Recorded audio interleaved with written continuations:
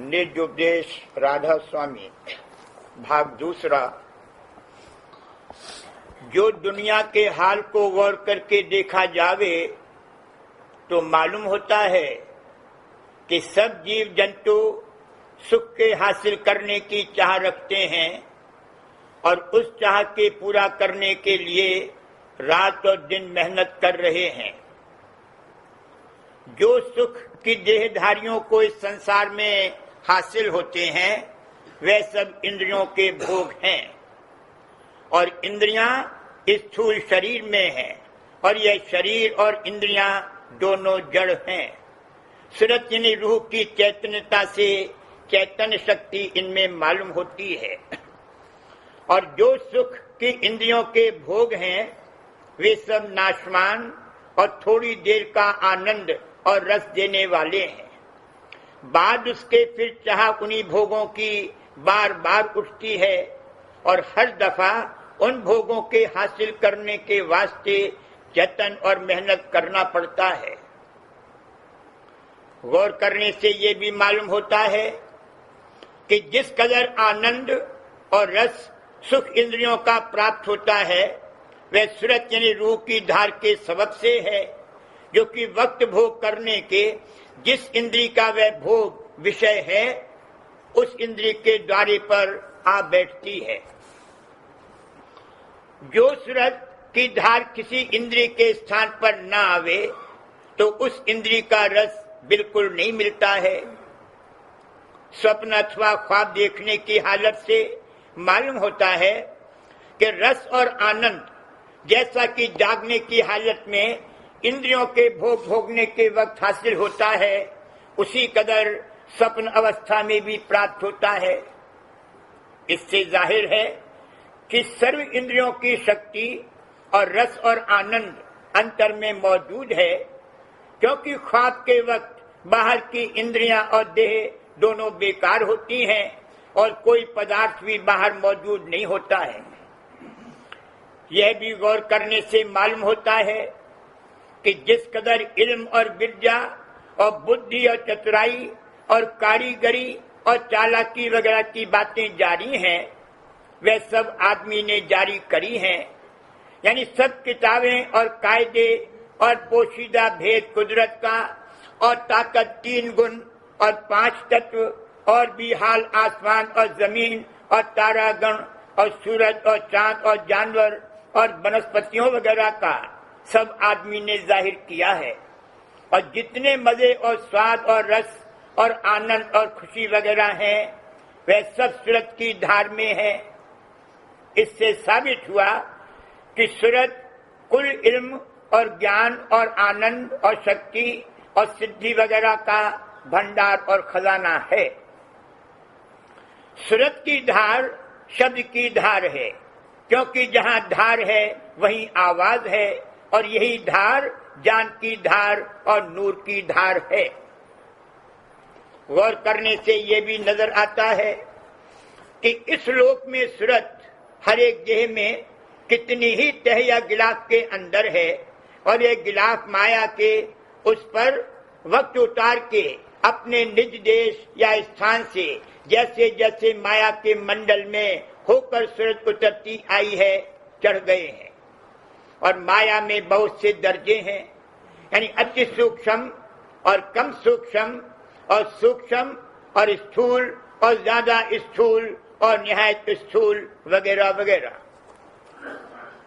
सूरत असल में चैतन्य और ज्ञान और आनंद रूप है, पर माया के संग से अनेक धारें मिलौनी की पैदा हुई और वही धारें अनेक तरह की शक्ति की धारें हैं, जैसे काम, क्रोध, लोभ, मोह, अहंकार वगैरह।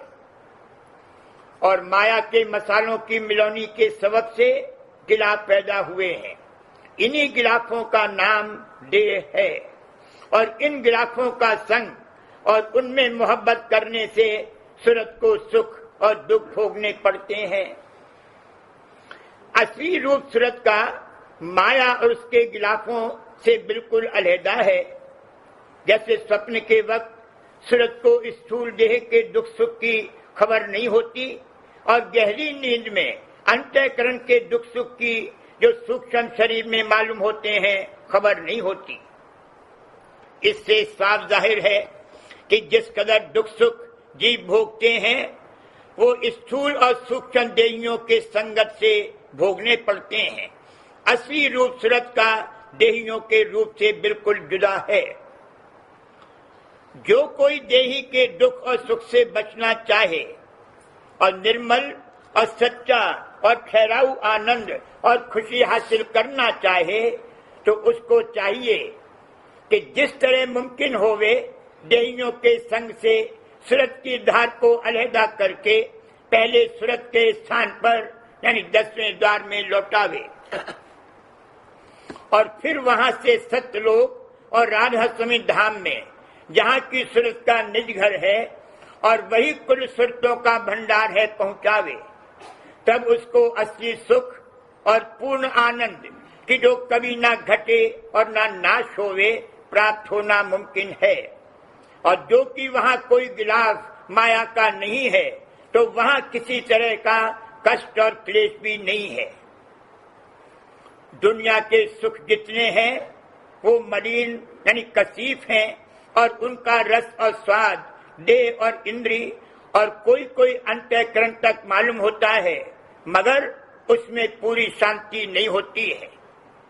और जो रूहानी सुख सूरत के देश में या उसके भंडार के देश में मिल सकता है वो ब्रह्मांड में तो सूरत और सूक्ष्म मन को और जाल देश में खास सूरत को प्राप्त होता है और वो हमेशा कायम रहेगा। इस पूर्ण सुख और आनंद के हासिल करने के लिए सिर्फ एक दफा जतन करना पड़ेगा और वो जतन ये है कि गिलाफ या पर्दों को फोड़कर उनके पार अव्वल सूरत देश और फिर वहां से जाल देश में जाना चाहिए। जब सूरत उलटकर एक दफा जाल देश में पहुंच जावे तब फिर इस देश में यानी माया और गिलाफों के मंडल में नहीं आवेगी और तब जन्म मरण से रहित हो जावेगी, क्योंकि मौत गिलाफ की है न कि सूरत की। यानी जब सूरत देह को छोड़ जाती है तब ये देह जैसी असल में जड़ थी वैसी जड़ रूप होकर पड़ी रहती है। इसी हालत को मौत कहते हैं। सूरत के ऊपर जो गिलाफ चढ़े हुए हैं ये माया के हैं, सूक्ष्म और स्थूल वगैरह, और यही हर एक गिलाफ एक एक देह हो रहा है। मसलन स्थूल गिलाफ, स्थूल देह और सूक्ष्म गिलाफ और सूक्ष्म देह वगैरह। ये सब गिलाफ सूरत की धार से जो इनमें आती जाती है जिंदा और चेतन है। इस वास्ते इसी धार को जो शब्द की धार है और वही जान और नूर की धार है पकड़कर चलना और चढ़ना यानी गिलाफों के पार जाना चाहिए। इस चलने की तरकीब को सूरज शब्द योग या सूरज शब्द का अभ्यास कहते हैं। इस जगह तो ये सब गिलाफ देही कहलाते हैं और बाहर की रचना में यही गिलाफ जुदा जुदा मंडल हैं और एक मंडल उसी किस्म की देही के साथ मेल रखता है। इस लोक में सूरत कितने ही गिलाफों में गुप्त रहती है। सबब उसका ये है कि ये असली देश सूरत का नहीं है। वो असली देश कितने ही गिलाफ यानी मंडलों के पार है और जब तक इन गिलाफों के पार सूरत न जावेगी तब तक अपने निज घर यानी अपने पिता सत्य पुरुष राधा स्वामी के देश में नहीं पहुंचेगी और तब तक माया के देश में अंदर किसी न किसी गिलाफ के कयाम इसका रहेगा और बसबब प्रीत उस गिलाफ के उसका जन्म मरण भी होता रहेगा। यानी जब जब गिलाफ जो कि माया के बने हुए हैं और वही देही रूप हैं बदले जावेंगे तभी दुख होगा और इसका नाम जन्म मरण है। और जो कि दुख सुख की धारें बसबब मिलोनी सूरत और माया के हर एक गिलाफ के साथ लगी हुई हैं, वो सुख और दुख गिलाफ की प्रीत के सबब से सूरत को बराबर भोगने पड़ेंगे और सूरत जब तक इन गिलाफों से जुदा न होवेगी तब तक सच्चा उद्धार यानी सच्ची मुक्ति और सच्चा आनंद हासिल न होगा। इस वास्ते जो कोई सच्चा और पूरा सुख और आनंद चाहे, ख्वाह मर्द होवे या औरत, उसको जरूर और मुनासिब है कि सरचंद अभ्यास को करना शुरू करे। तब वह आहिस्ता आहिस्ता गिलाफों से एक रोज जुदा हो जाएगा। सिवाय सूरज चंद्र अभ्यास के और कोई सूरत गिलाफों से जुदा होने की नहीं है। और जो कि खास बैठक सूरत की स्थूल देह में दोनों आंखों के मध्य में अंतर की तरफ है, जिसको तीसरा तिल और शिव नेत्र और नुक्ता सुविधा भी कहते हैं। और वहां से दो धारें दोनों आंखों में आई हैं और यहाँ पर बैठकर सूरत तमाम पिंड और दुनिया की कार्रवाई करती है। इस वास्ते इसी दरवाजे से रास्ता निज घर की तरफ चलने का शुरू होता है।